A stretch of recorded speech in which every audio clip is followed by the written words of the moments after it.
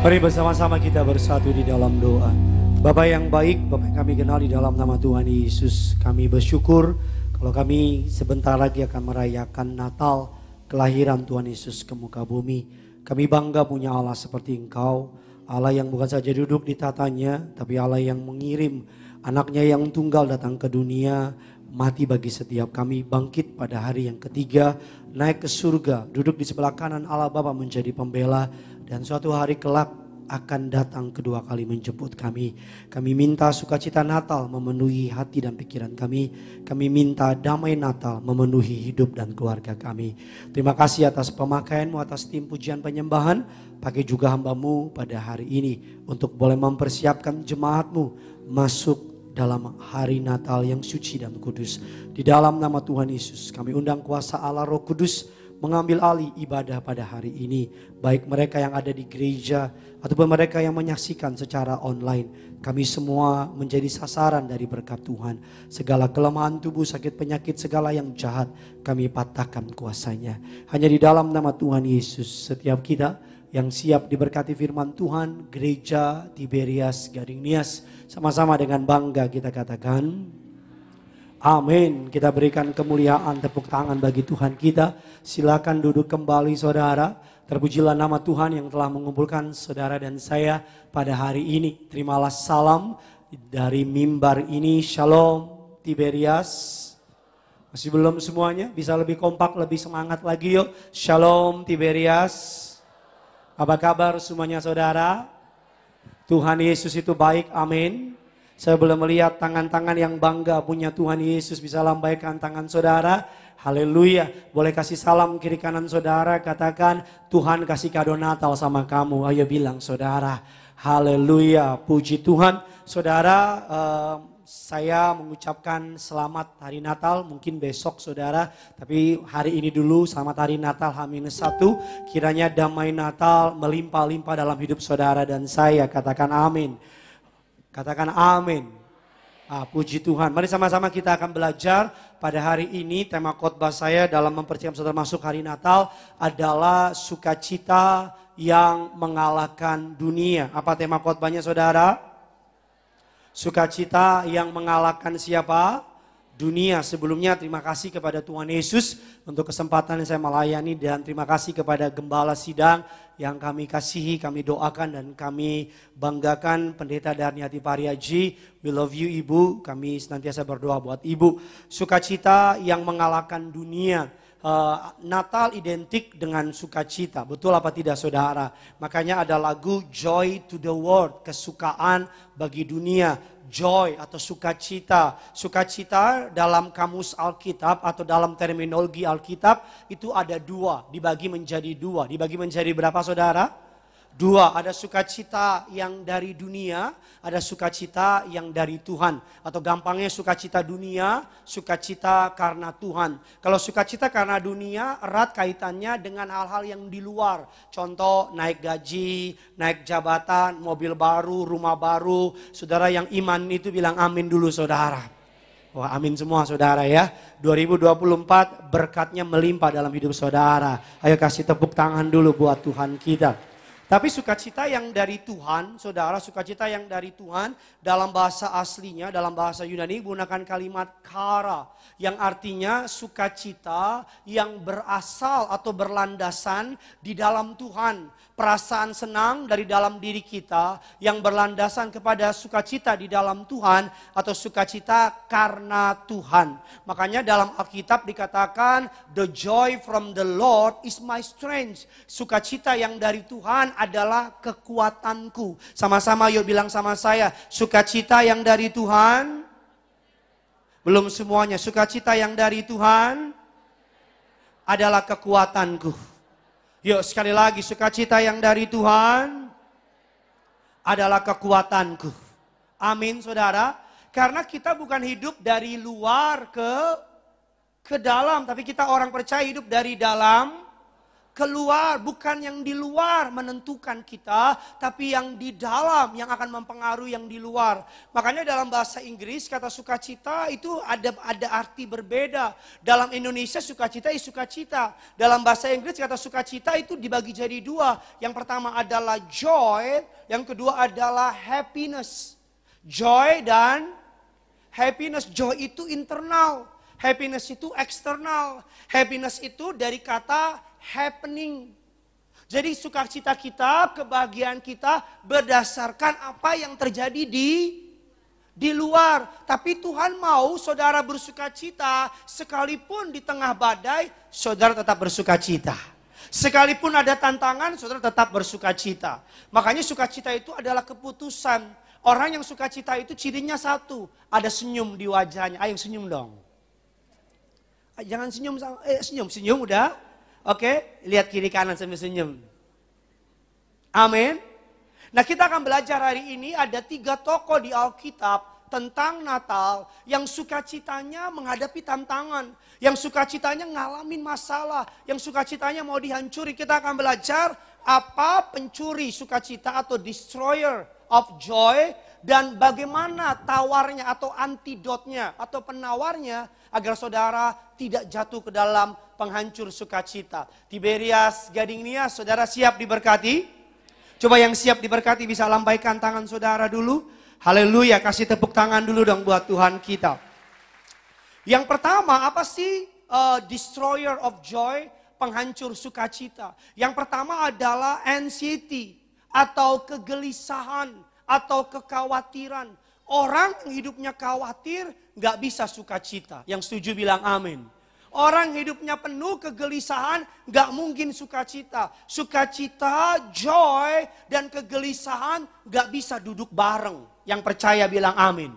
Gak bisa orang di saat bersamaan khawatir plus sukacita. No, saudara khawatir maka sukacita pergi dari pintu belakang. Saudara sukacita maka khawatir pergi dalam hidup saudara. Katakan amin. Nah, kita lihat contoh di Alkitab yang mengalami kekhawatiran tapi memilih untuk percaya. Siapa namanya? Mari kita lihat firman Allah. Terambil dalam Injil Lukas 1 ayatnya yang ke-26 sampai ke-30. Yuk, yang sudah di sana sama-sama dengan saya katakan, saya pasti diberkati. Yuk sama-sama kita baca. 3, 2, iya.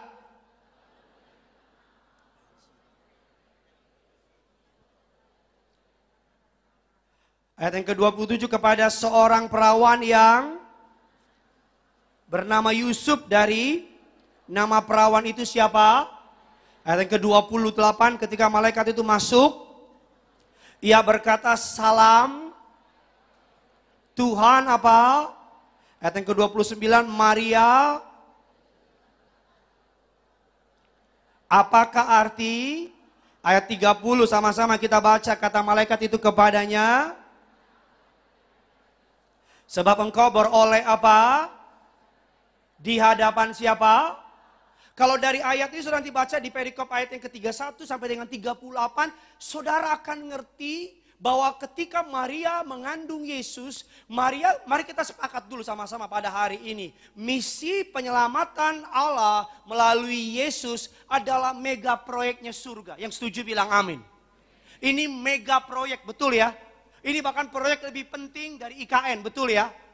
Pokoknya ini apa? Mega proyeknya. Siapa yang dipercayakan? Maria. Siapa?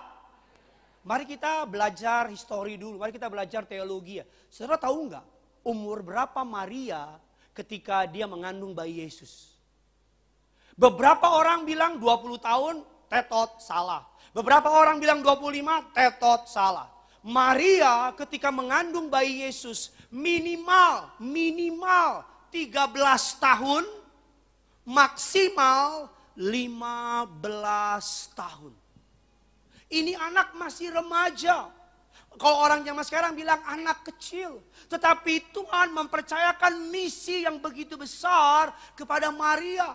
Oleh karena itu bayangin bagaimana perasaan Maria harus naik keledai dari Yerusalem ke Bethlehem selama 2-3 hari naik keledai.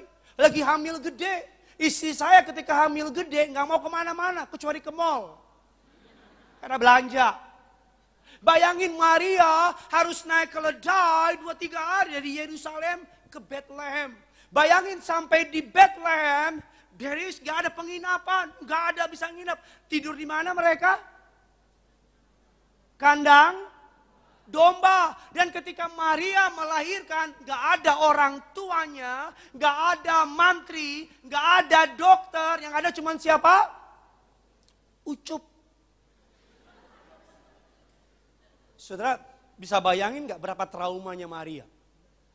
Saudara, saya sedang membumikan firman Tuhan kepada saudara. Saya sedang menarik firman Tuhan biar saudara ngerti konsep pada hari itu. Bayangin Maria hamil, bagaimana dia ngomong sama papa mamanya. Maria datang sama papa mamanya, dia bilang, Mom, Dad, I'm pregnant. Terus papanya tanya, siapa papanya? Terus Maria bilang, Allah Bapa. Gila gak tuh jawaban? Ih saudara kenapa sih dia belum THR apa gimana saudara? Saudara bisa bayangin gak? Saudara bayangin pada masa itu perempuan hamil di luar nikah menurut hukum Musa dirajam, ditimpuk oleh batu sampai mati. Bayangin bagaimana perasaan Maria ketika dia ibadah ke gereja, ke sinagog pada masa itu. Dengan perutnya udah gede. Pasti ibu-ibu tukang gosip kumpul. Lihat perut Maria gede. Pada belum. Halo.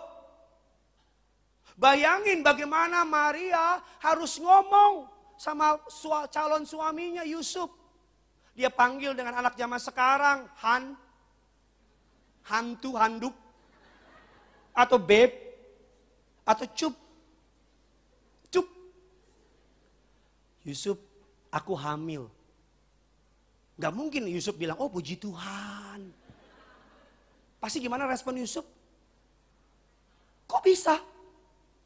Hamil oleh siapa? Terus Maria bilang, kata Gabriel, Roh Kudus. Apa jawab Yusuf? Anak mana tuh Gabriel? Di mana tongkrongannya? Enggak, saya pengen saudara ngerti bahwa Maria memang orang hebat. Tapi Maria sama seperti saudara dan saya. Amin. Manusia biasa. Di usia yang amat sangat immature, jauh dari kata dewasa. Tuhan menaruh beban yang menurut saya mungkin terlalu berat. Tapi karena Tuhan tahu, Maria dapat melewatinya bersama dengan Tuhan. Amin saudara. Ayo kau tepuk tangan jangan setengah-setengah, lebih dahsyat lagi dong. Nah ketika Maria takut, ketika Maria khawatir, ketika Maria overthinking, ketika Maria gelisah, saya yakin pasti Maria akan bingung ketika lihat perutnya tiba-tiba gede. Saya yakin mungkin Maria akan bingung ketika dia harus menghadapi cibiran orang lain. Saya yakin Maria akan takut kalau ketahuan akan dihukum mati. Saya yakin pasti Maria akan mikirin bagaimana perasaan Yusuf kalau tahu dia hamil. Bagaimana perasaan orang-orang di sekitarnya kalau tahu dia hamil. Saya yakin Maria sama seperti saudara dan saya mengalami kegelisahan. Tapi mari kita lihat bagaimana Maria merespon kegelisahan dan kekhawatirannya. Ayat yang ke-38 kata kuncinya. Yuk sama-sama kita ayat yang ke-38.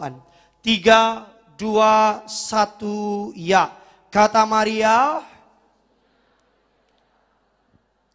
jadilah padaku menurut perkataanmu itu. Lalu apa? Malaikat itu apa? Yang pertama, Maria pencuri, penghancur sukacita adalah yang namanya kekhawatiran, kegelisahan. Dan Maria memilih ketika dia takut, Maria memilih untuk trust God and accept His plan. Maria memilih untuk mempercayai Tuhan dan mempercayai atau menerima rancangannya Tuhan. Sama-sama bilang sama saya, percaya Tuhan dan menerima rancangannya. Saudara kalau naik pesawat, kenal nggak sama pilotnya? Tapi percaya kan? Sampai di pesawat udah ke WA kan keluargamu di bandara. Papa mendarat jam 7 ya. Kok nggak pernah nanya kan sama pilotnya, kamu lulusan mana? Kok nggak pernah nanya sama pilotnya kan, ini lewat mana?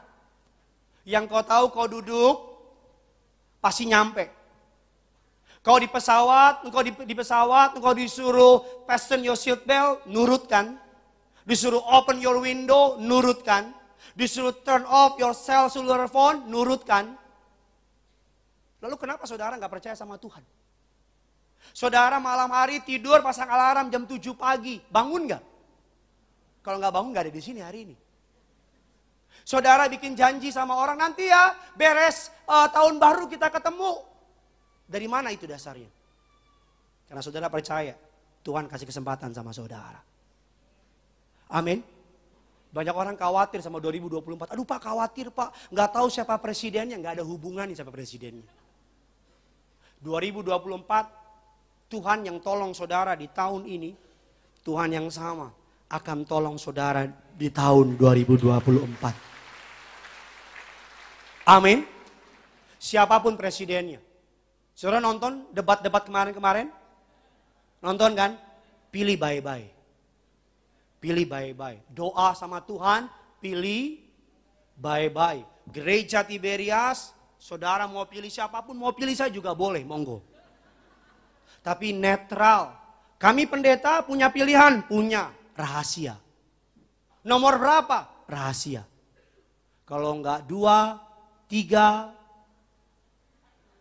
1 juga 1. Ini biar aman nih, biar aman. Pokoknya bebas. Tapi pilih baik-baik. Kalau saudara bingung, taruh foto saya, coblos saya di situ. Amin. Apapun yang terjadi di tahun yang depan, punya iman. Tuhan gak bawa saudara sejauh ini untuk dipermalukan. Amin. Punya iman. Punya iman ketika saya bilang, Tuhan yang dulu tolong di tahun ini, Tuhan yang sama akan tolong di tahun yang depan. Saya berharap saudara bukan hanya tepuk tangan karena kalimatnya bagus. Tapi karena saudara percaya dengan hatimu bahwa Tuhan gak akan pernah permalukan orang yang percaya kepada Dia. Amin. Bilang kiri kanan saudara, lo jangan khawatir lagi bilang. Bilang sama yang baru ngomong, muka lo kelihatan banget bilang. Amin. Maria, apa penghancur damai sejahtera, penghancur sukacita? Kekhawatiran. Bagaimana responnya untuk menghilangkan kekhawatiran? Percaya kepada Tuhan dan menerima rancangan Tuhan. Di sini siapa yang percaya 2024 rancangan yang penuh dengan damai sejahtera. Hari depan yang penuh dengan harapan diberikan sama saudara. Ayo angkat tangan saudara yuk. Yuk, ayo kasih tepuk tangan dulu sama Tuhan kita. Sama-sama bilang sama saya 2024 aman dalam tangan Tuhan.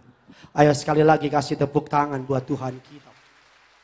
Yang kedua, apa penghancur sukacita? Pencuri sukacita. Yang pertama adalah kekhawatiran, kegelisahan. Bagaimana obatnya? Percaya kepada Tuhan dan percaya kepada rancangannya. Rancangan Tuhan jauh lebih baik dari rancangan kita. Katakan amin.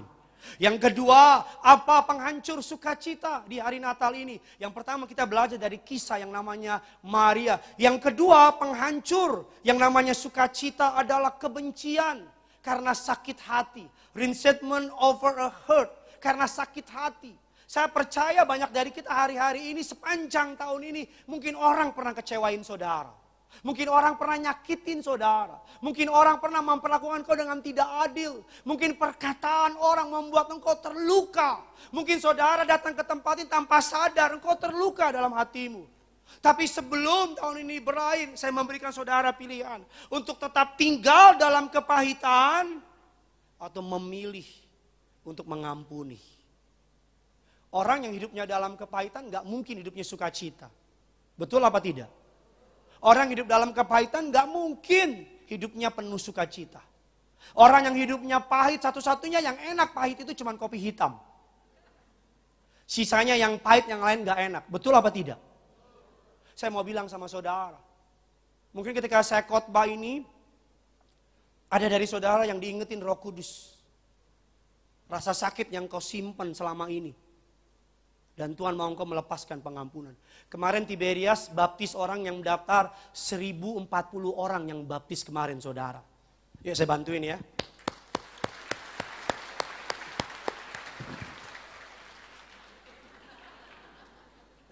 Teman saya dari gereja lain telepon saya, bro habis ngapain? Habis baptis. Berapa yang dibaptis gereja lo? 1040 orang. Dan itu orang, daun.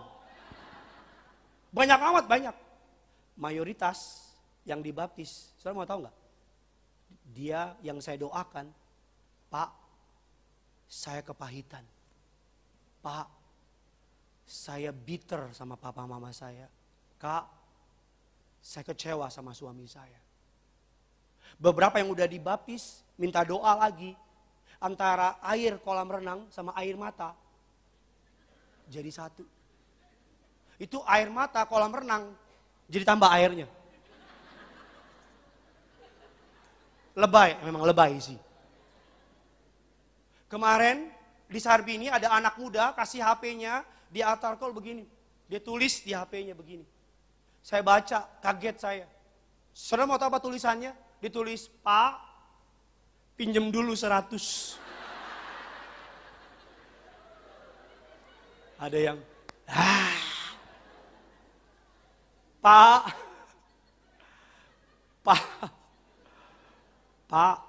saya baru mengalami sexual abuse dari orang tua saya. Saya tumpang tangan, padahal saya belum ngomong, udah nangis. Banyak orang hari ini pahit, dia nggak tahu aja. Banyak orang hari ini terluka, tapi nggak sadar. Siapa tokoh di Alkitab yang mengalami rasa sakit, rasa kecewa, tapi memilih untuk mengampuni? Tokoh yang kedua di Alkitab namanya Yusuf. Saudara, mari sebelum saudara berpikir yang aneh-aneh, saya jelaskan sama saudara. Yusuf, dia bagaimana perasaanmu ketika engkau tahu tunanganmu hamil. Dan Yusuf nggak tahu sama sekali. Yusuf nggak ngerti, have no idea apa what's going on. Yusuf nggak tahu karena malaikat baru ngomong sama Yusuf ketika Yusuf hendak menceraikan Maria. Sebelumnya malaikat nggak ngomong apa-apa. Ada kurang lebih 3-4 bulan Allah nggak kasih tahu apa-apa sama Yusuf. Allah biarin Yusuf jalan begitu saja. Untuk apa? Untuk melihat karakter Yusuf. Bayangin perasaan Yusuf. Saudara, Yusuf sama Maria manusia biasa, yang setuju bilang amin. Bagaimana perasaan Yusuf? Dia dengar Maria hamil. Apa respon pertama sebagai manusia? Halo? Pasti ada orang lain, betul apa tidak? Pasti pikiran Yusuf, gue kurang baik. Ada yang lebih baik. Tapi saya suka sekali sama Yusuf. Yusuf tidak membiarkan rasa sakitnya memimpin dia. Tapi dia memimpin rasa sakitnya. Dia bebaskan rasa sakit itu. Sehingga dia bisa mendukung rencana Tuhan digenapi melalui kelahiran Yesus. Amin. Mari kita lihat ayat yang ke-18 dan ke-19. Yuk sama-sama kita baca. Ayat yang ke-18, 19 dan ke-20. 3, 2, ya. Kelahiran pada waktu Maria ibunya, sebelum mereka hidup sebagai apa? Ayat yang ke-19, kasih keras suaramu karena apa? Dan tidak mau apa? Di muka umum ia bermaksud menceraikannya dengan apa? Ayat yang ke-20, tetapi ketika ia mempertimbangkan maksud itu, malaikat Tuhan nampak kepadanya dalam dan berkata, Yusuf anak Daud, janganlah engkau takut mengambil Maria sebagai istrimu, sebab yang ada dalam kandungannya adalah dari. Jadi kalau kita lihat Yusuf hendak menceraikan, kalau kita lihat malaikat bilang Yusuf anak Daud, janganlah engkau takut mengambil Maria. Berarti sebelum malaikat ngomong sama Yusuf, Yusuf mengalami yang namanya rasa sakit. Betul apa tidak? Buktinya dia mau ceraikan. Karena konsep pernikahan Jew custom, kebudayaan Yahudi dengan zaman sekarang beda. Zaman dulu kalau orang udah tunangan itu anggap kayak nikah. Walaupun mereka tunangan sekarang, nikahnya tahun depan, tapi mereka udah dianggap udah nikah. Dan mereka akan bisa pisah kalau salah satu dari mereka berkhianat. Dan rabi yang mengetahui itu akan memberi hukuman. Hukumannya nggak main-main, bisa dilempar batu sampai mati. Yusuf hendak menceraikan. Bisa nggak Yusuf mempermalukan Maria? Bisa nggak saudara? Bisa, diumumin aja di Facebook. Kalau ada Facebook. Tapi Yusuf lakukan itu nggak? Yusuf memilih untuk pertama mengampuni.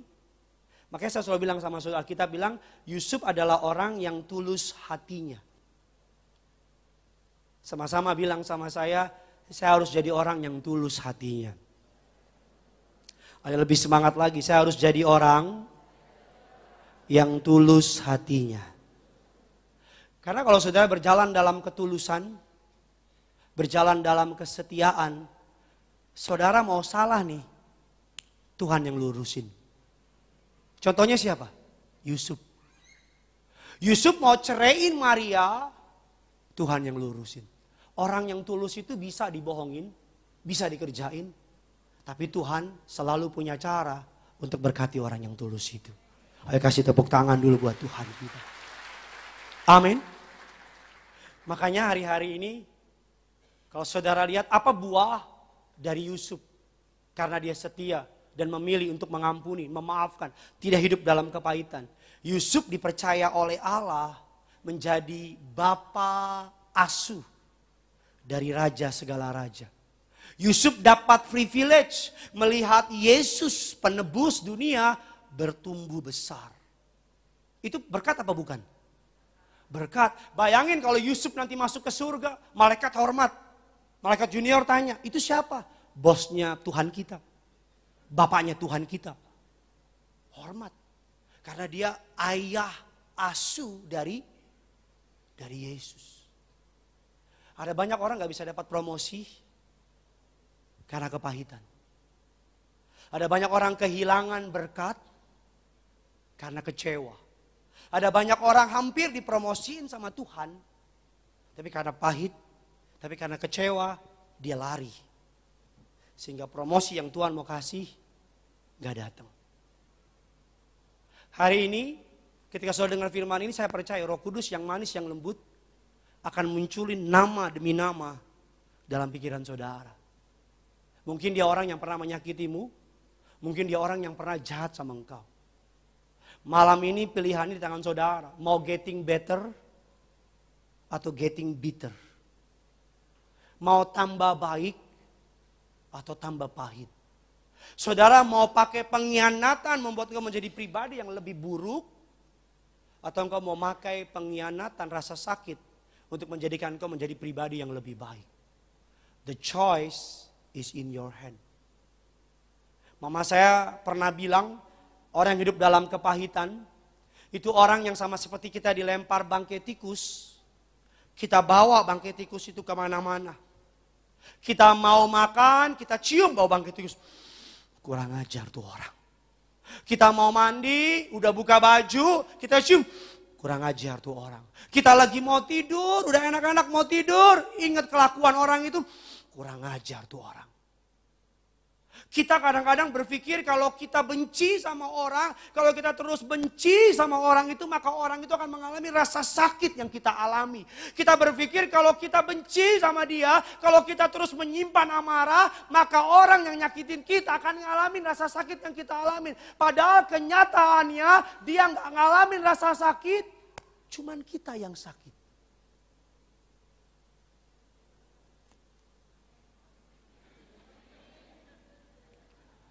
Malam kudus, sunyi senyap. Sampai saya undang pemain badminton biar gak sepi amat di tempat. Gak apa, saudara diem terus sampai Tuhan datang kedua kali. Betul apa tidak? Kita benci terus, kita pikir dia akan sakit seperti kita sakit. Kita terus ngulang-ngulang perbuatannya dalam otak kita. Kita ingat-ingat terus, kita pikir kalau kita ingat terus, dia akan sakit seperti kita sakit. Padahal kenyataannya orang yang sedang kita benci, lagi ngopi. Kita mau tidur, lihat Instagram, muncul feeds-nya dia. Lagi jalan-jalan ke luar negeri, langsung kita bilang, jalan-jalan bisa, utang gak dibayar. Kita lagi sukacita sama keluarga, lagi enak-enak Natalan, jalan ke mall, tiba-tiba lihat dia.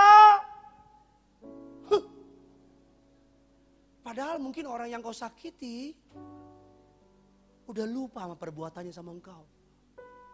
Halo? Halo? Ayah naon atuh hari ini kenapa? Kebanyakan makan putih salju ya? Amin. Saya ajak saudara untuk hari ini, besok Natal. Saya yakin Roh Kudus yang manis itu munculin. Gak bisa kak. Dia gak layak diampuni, dia terlalu jahat. Memang gak layak. Sama seperti kita gak layak diampuni. Tapi Tuhan ngampunin kita. Gak bisa kak. Dia belum bertobat, dia gak sadar sama kesalahannya. Pengampunan bukan buat dia, tapi buat kamu. Kasihan kamu tiap hari diperbudak sama perasaan itu. Tiba-tiba your mood bisa muter langsung ketika ingat kejadian itu. Kasihan hidupmu seperti tawanan narapidana di penjara. Gak pernah bisa keluar. Yusuf, bisa gak dia lari? Bisa. Dia bilang kurang ajar, gue gak percaya. Saudara perlu ngerti bahwa konteks Roh Kudus, konteks malaikat pada masa itu masih sangat awam. Mungkin malaikat orang tahu, tapi Roh Kudus orang gak ngerti pada masa itu. Sekarang aja orang banyak yang gak ngerti Roh Kudus. Saudara bisa bayangin kalau Yusuf lari karena amarahnya. Saudara bisa bayangin gak kalau Yusuf membiarkan rasa sakit dalam hatinya menuntun dia dan meninggalkan Maria. Maka kemungkinannya Yusuf kehilangan berkat terbesar yang Tuhan siapin buat dia. Sekali lagi saya ulang, berapa banyak orang yang hampir jadi orang besar, tapi di tengah jalan kalah sama kepahitan di hidupnya. Mundur, promosi mau datang, berkat mau datang, tapi karena dia udah gak kuat, dia lari. Hidup ini memang berat, siapa bilang mudah. Hidup ini berat, makanya hadiahnya surga. Kalau hadiahnya kipas angin gampang hidup ini. Betul apa tidak? Saya ajak saudara untuk mengingat siapa yang pernah menyakitimu. Bukankah betul semakin dekat kita sama orang itu, kalau orang itu buat salah semakin sakit kita? Edan gak ada orang lah di sini. Edan jawab apa kayak amin kayak apa kayak gitu kayak. Lama-lama gue kepahitan sama orang di sini lama-lama gitu. Bukankah betul semakin dekat kita sama dia, kalau dia berbuat sesuatu, berbuat yang tidak baik, semakin sakit kita? Kan enak gitu ngomong dijawab enak gitu. Betul ya? Kalau yang ngomongin kita tukang somai mah kita bodo amat. Betul gak? Tapi kalau yang nyakitin kita, papa, mama, teman pelayanan, sahabat, bestie, sakit kan? Bahasa Ibrani-nya bilang acit nai. Itu Ibrani kuno. Itu yang ketawa pasti Batak gitu. Yang kedua, apa sih penghancur sukacita? Yang pertama adalah kekhawatiran, anxiety, kegelisahan. Apa obatnya? Trust God, accept His plan. Yang kedua apa pencuri? Penghancur sukacita di hari Natal. Yang kedua adalah kebencian karena sakit hati. Saya tahu kok sepanjang tahun ini pasti saudara banyak disakiti. Pasti ya. Baik saudara sepanjang tahun ini ya cuma dua pilihannya. Disakiti atau menyakiti. Ya.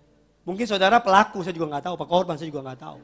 Mungkin diam kau karena kau pelaku. Gue gak pernah, gue nyakitin orang mulu kerjaannya. Sebelum tahun ini berakhir, lepasin pengampunan. Let go and let God. Let go and let God. Kamu diomongin, terserah Tuhan. Let go and let God. Karena kita bilang pembalasan adalah hakku, kata Tuhan. Tuhan punya cara yang manis untuk bela hakmu. Tuhan punya cara yang indah untuk bela hak setiap anak Tuhan di tempat ini. Ayo kasih tepuk tangan dulu buat Tuhan kita.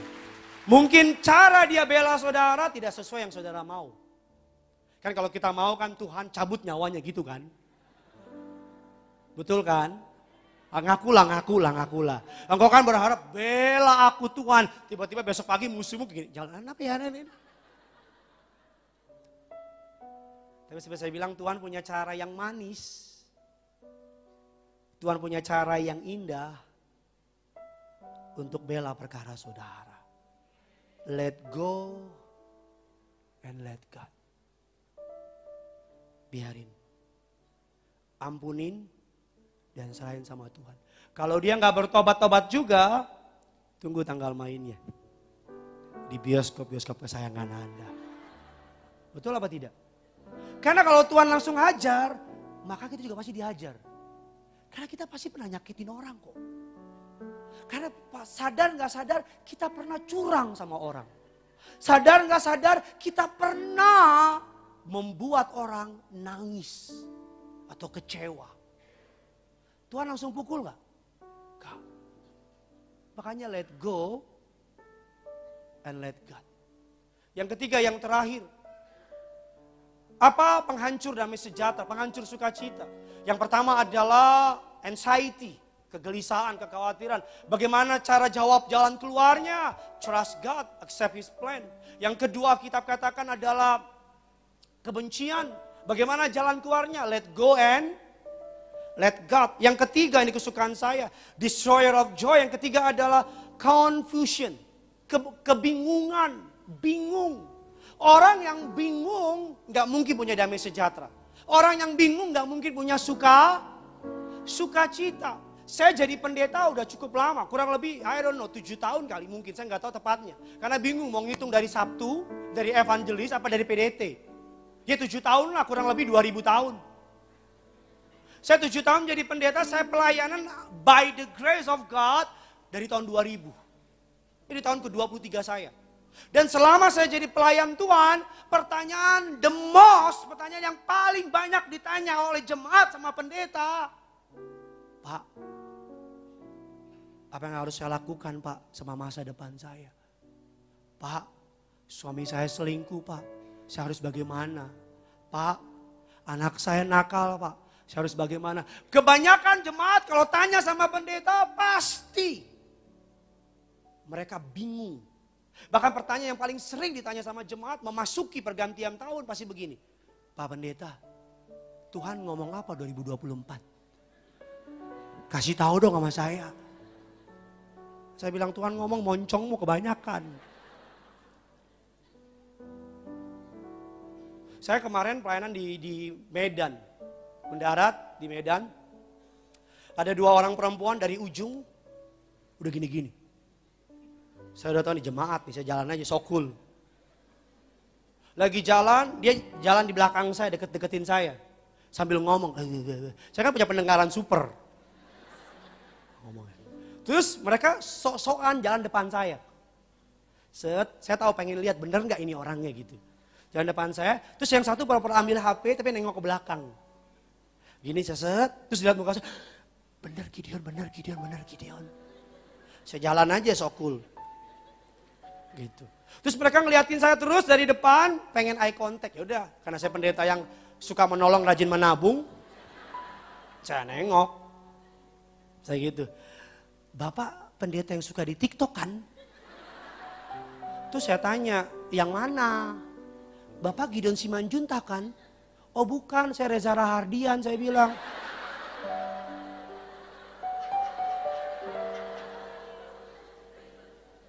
Gencana yo.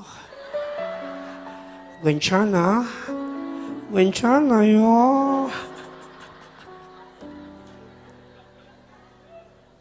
Ya. Dia ngomong gini, Pak, saya tahu Bapak sibuk, tapi boleh nggak ngomong sebentar? Kan itu basa-basi, paling basa-basi banget kan. Saya tahu Bapak sibuk, tapi boleh nggak ngomong? Lu tahu gue sibuk. Kita kan pendeta kan rajin menabung, suka menolong. Saya bilang, oh ya nggak apa-apa, mau ngomong apa? Saya bingung Pak, Tuhan mau bawa saya kemana? Bapak bisa nggak tanya sama Tuhan? Lah, lu yang bingung kenapa gue yang nanya? Saya bingung Pak, bikin ini gagal, buat ini gagal. Saya tuh nggak ngerti Tuhan mau buat apa sih sama saya. Terus saya bilang sama dia, kamu nanya.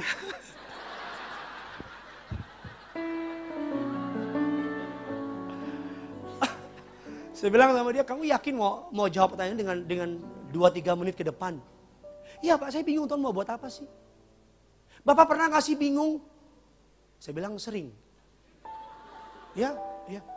Emang saudara pikir kita pendeta, tiap kali mau jalan, Alkitab Tuhan bilang gitu, belok kiri Gideon. Stop. Hati-hati. Belok kanan, no.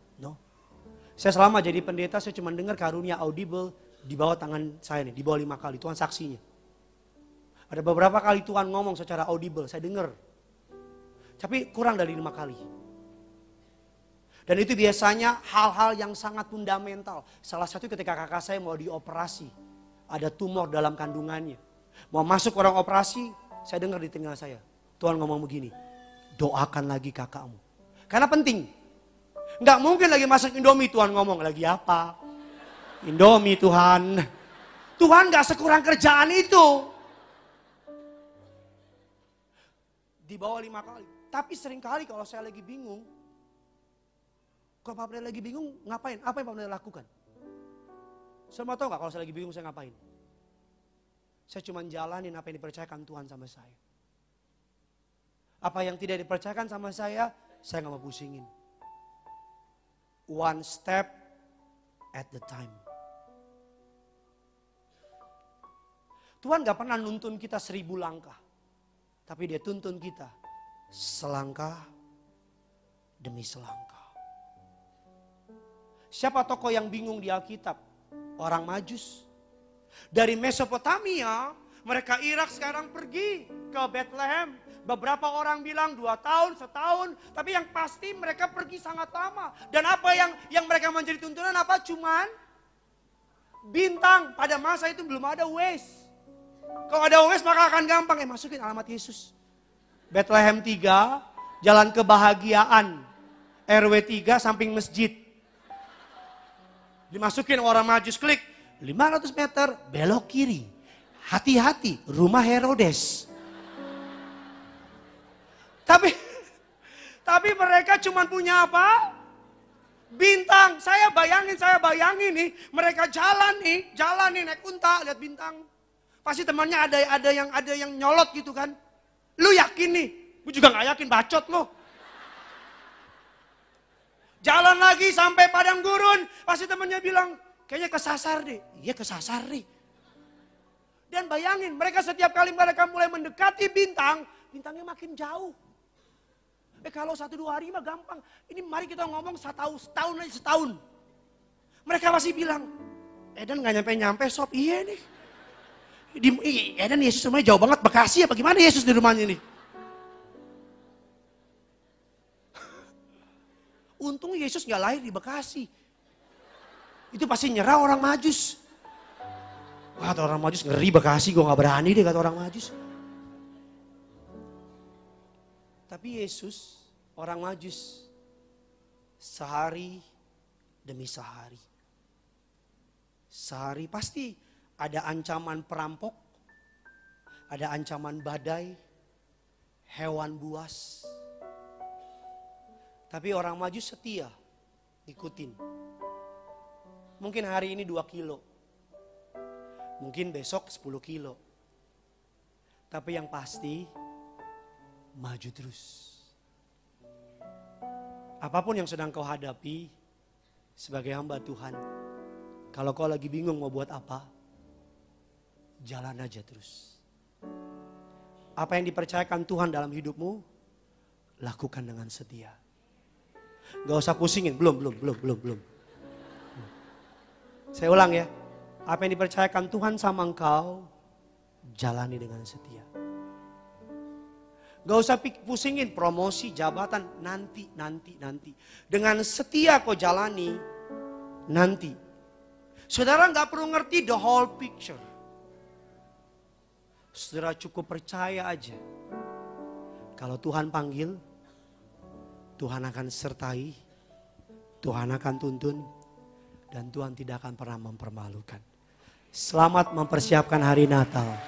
Tuhan Yesus memberkati saudara. Bateraikan